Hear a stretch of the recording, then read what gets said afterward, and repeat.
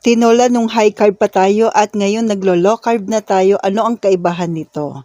So narito po, una magigisa po tayo ng luya. Konting luya lamang po sa coconut oil at sibuyas. Then, add ka na lang po ng bawang. Nakalimutan ko po kasi, pero pwede sa atin ng bawang. Then, add po tayo ng manok. Yan.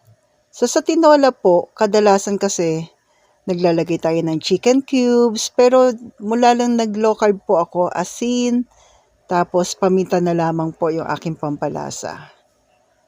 Yan. Pwede ba sa atin ng chicken cubes? Sa akin kasi may starchy na po yun eh.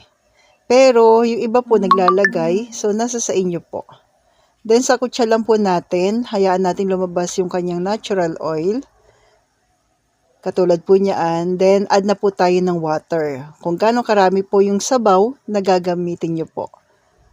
Then, pakuluan lang po natin ng mga 30 minutes hanggang sa lumambot yung manok. Then, naglalagay po ako ng sayote. Yan po. Sayote pwede sa atin ka-low carbs. Maliban po sa papaya. Kasi yung papaya po ay out sa atin.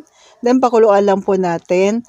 Then, sa green leafy vegetables po ay pwede ang malunggay kung hindi kayo po oxalate sensitive or sabi nating dahon po ng sili pwede din naman. So pakuluan lang po natin at ayan na, meron ka ng masarap na tinola. Follow for more. Thank you and God bless.